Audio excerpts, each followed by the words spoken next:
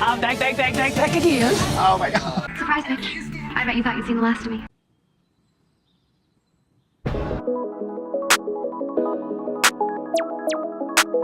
I'm back to wreak havoc and talk about books for shits and giggles. I just thought since I ghosted this channel for like 2 years, what better way to come back than to reintroduce my personal canon.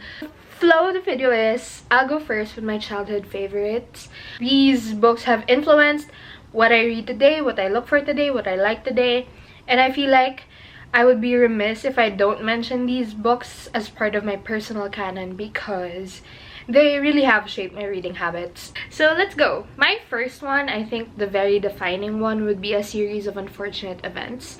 So the A Series of Unfortunate Events series is a 13-book long series about these 3 siblings who become orphans due to a fire that destroyed their home, a count who's a bad actor hunting them down for their fortune, and their sort of exploration into how people can be good and bad, like chef salads. It introduced me to dry humor, sarcasm, defining a lot of words. There's a lot of tackling what it means to be an adult, what it means to be a child, knowing how adults work and how else you can change that. So I really love that to this day.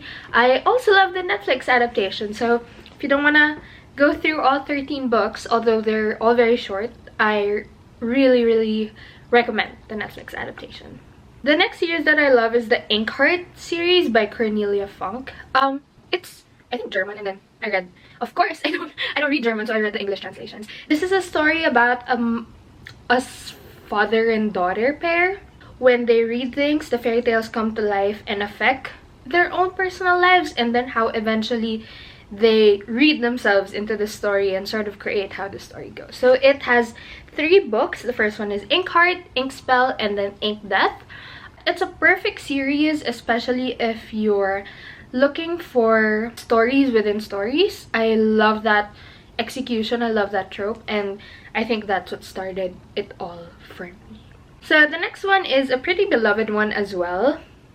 Percy Jackson and the Olympians. This was the first book that really got me into Greek mythology. This is mostly about Percy Jackson, the demigod son of Poseidon. Percy is sort of making his way into Camp Half-Blood, where all the modern demigods are, and completing quests and forming friendships. You should definitely read it if you love Greek mythological retellings, if you love the childhood best friends to lovers trope, found family trope.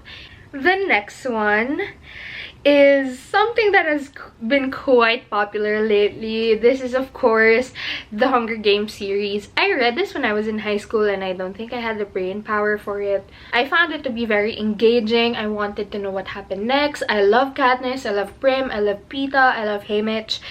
And so I connected with the story on a very, like, base level. I found it to be very entertaining. It's only now in adulthood when I have reread the series, formed my own opinions on it, and also been more exposed to other people's opinions on it. I find it now to be like a modern classic. I'm filming this now, and I have watched the film probably like 3 weeks ago, and I have just been on my Hunger Games TikTok rounds, Ballad of Songbirds and Snakes round. So yeah, it's very fresh in my mind about everything that's happening. This next one is like my guilty pleasure, and I'm not even going into too much detail into it because there is no there's no justifying this favorite. It's Twilight. I'm Team Edward. I love Robert Pattinson. I love Kristen Stewart. So that's it. And Jacob imprinted on a baby, and it still made its way onto this list. So let's just move on. And I'm gonna sound so annoying when I say this, but I discovered this when I was in high school, which was like 2013. It blew up in 2020 at the start of Book Talk. It's one of like the Book Talk staples, but it's Song of Achilles by Madeline Miller. It's one of my faves because it's written so well. It evokes emotion like no other book The next parts of the video would be other genres. The first one are the classics or the modern classics. Of course, Little Women. I read this when I was in grade school. I have two girl siblings, two female siblings, so this one hit home too much because the story of Little Women is about four siblings who have very distinct personalities and how they transition from childhood to adulthood. Now, as I'm recalling it and I myself am transitioning from childhood to adulthood, I love it even more for that aspect of how their childhood dreams have influenced the things that they have pursued in their future, in their adulthood.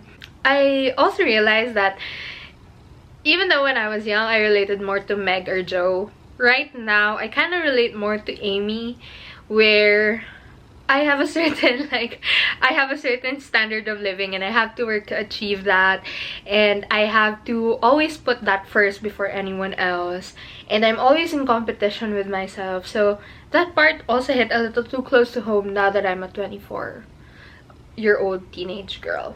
The next one is Carmilla. It predates Bram Stoker's Dracula. It's about this female vampire, Carmilla, who preys upon Laura, this rich girl in a Austrian moors. Laura falls head over heels slowly with Carmilla, and all along us as the reader, as the audience, know that Carmilla is actually a vampire. So it's kind of dramatic irony as well, but also doomed love from the very beginning.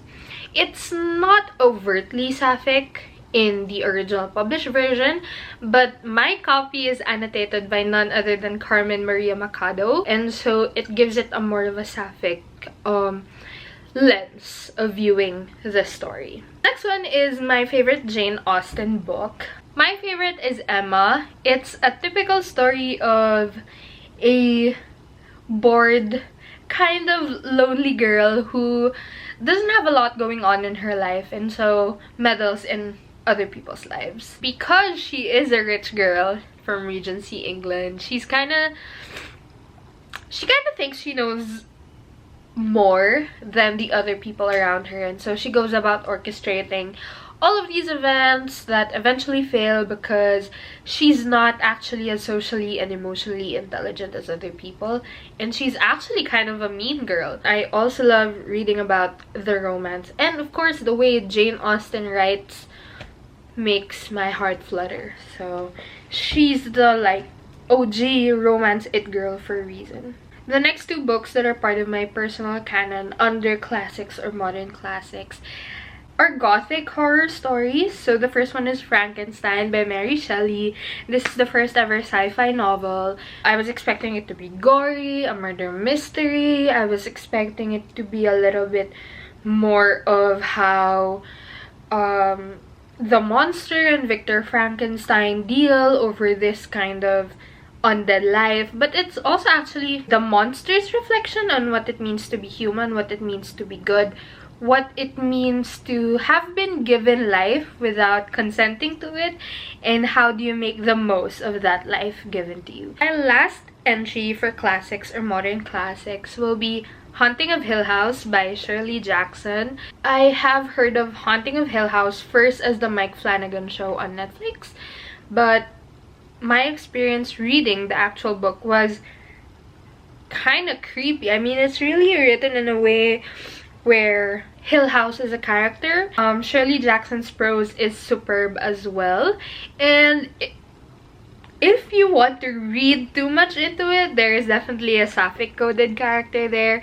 If you want to be delusional and read the sapphic part to be true, which was the way I did it, that's why maybe I enjoyed it so much. But I really love this book. It's a masterclass in making readers tense and making them question what's really happening. Okay, so the next category I have is historical novels. There's something about history that just historical fiction that awakens the nerd in me. It's so interesting to me how someone can write fiction out of fact.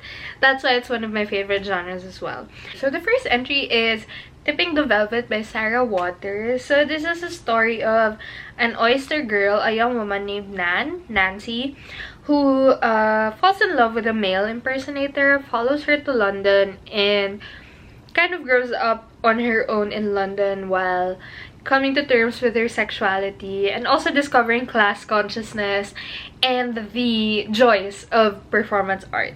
Nan's journey into sort of coming to terms with how much she hated tradition, not just in terms of societal gender traditions, but in terms of their personal familial traditions, where she doesn't want to be just an oyster girl, she wants to be more. And it's also like a really good romance. Like, it's very sensually written as well. Like, there are a lot of descriptions that would paint a mental image of what Victorian London looked like, what it smelled like, what it felt like to be there. Next up would be Joan, and this is by Catherine J. Chen.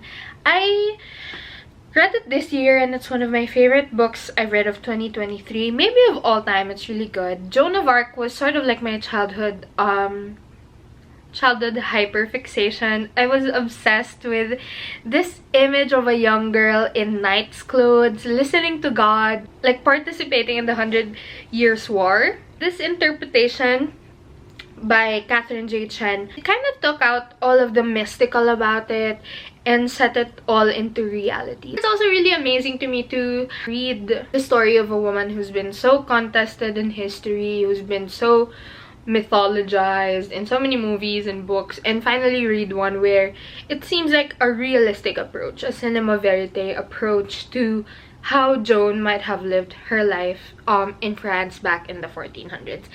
So the third one, mythological retellings. There are actually a lot that I like, but while I was listing this out, none of them stood out that much to me, except for Sister Song. The book Sister Song is a story set in ancient Britain, and it's actually a retelling of an old English song about these three sisters who get into a little bit of a kerfuffle, and something gory happens, and then they come out of it as separate people. One of the main characters is a trans man, forced to live as a woman, and he wants to inherit the throne, but because of societal prejudice and discrimination, and overall like not understanding that trans people can exist at that time,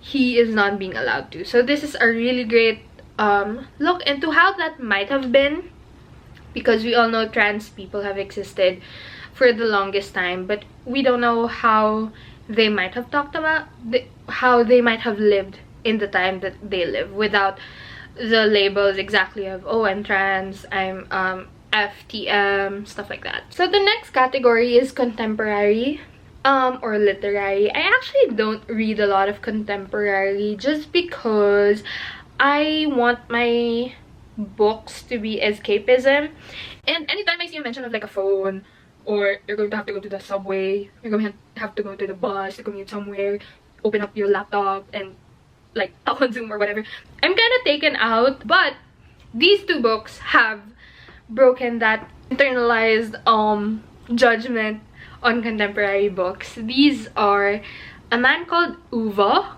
I hope I'm saying that right, A Man Called Uva by Frederick Bachman, and Convenience Store Woman. So A Man Called Uva is about this curmudgeonly man who's planning to end it all. He's planning to unalive himself, but he keeps getting interrupted by all these little characters in their neighborhood, like a newly moved in Persian couple, their old friends way back in the day when they moved into the suburbs. So it's a very heartwarming story of found family and how people who may seem to be so abrasive and mean on the outside actually can be kind and caring and loving in those little ways. It made me cry like a lot. The next one is Convenience Store Woman.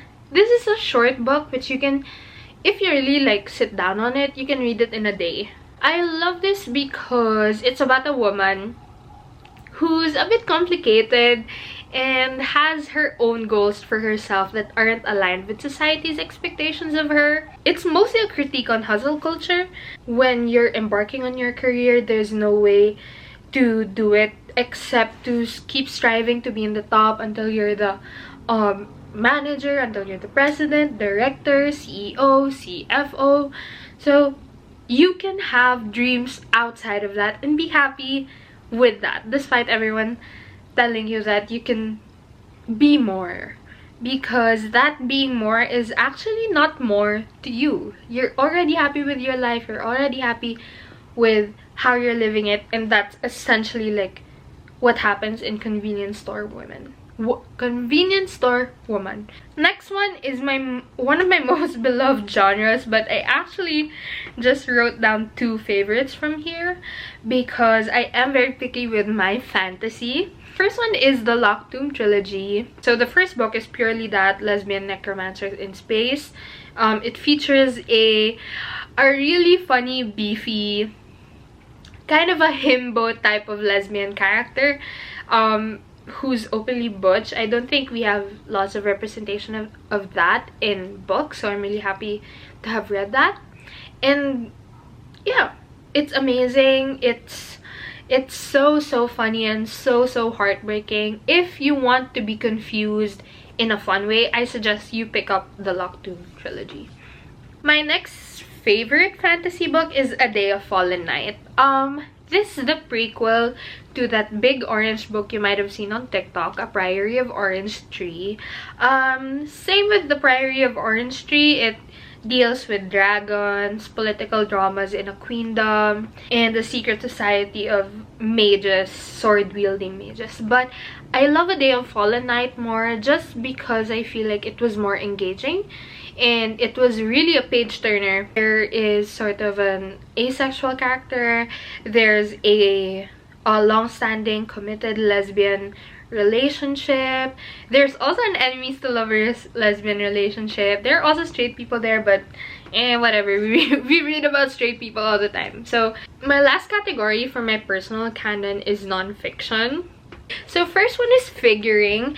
These are a series of interconnected essays about influential artists, writers, poets, scientists in Western histories. It kind of looks into their life and how their queerness have impacted their work. I love this book because it's one of those books that reassure you that queer people have existed for a long time. They have always existed, they will always exist, and there are pockets of happy endings for queer people, for a lot of queer people. My second favorite is The Collected Schizophrenias by Esme Wei-Jin Wang. This is a memoir about a woman dealing with schizophrenia and all her delusions and how that has impacted her personal life, her academic career, her love life, and how she interacts with family.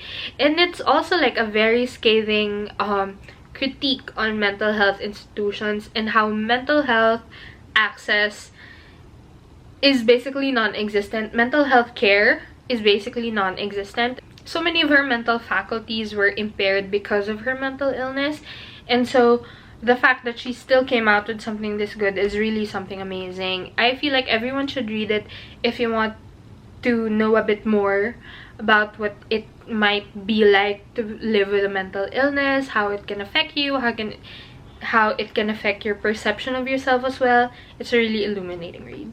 My last one is Educated by Tara Westover. So this is a memoir about Tara Westover and how she came from, I want to say Appalachia, I'm not sure, but that rural part of the US, and how she crawled herself up from her toxic family into Harvard and Oxford, and that's amazing. So it's really inspiring too. So this is good. I've been away from booktube and already I'm like rambling for 10,000 hours. Hopefully I'll be back soon. I won't ghost this channel again. I love making videos, and even if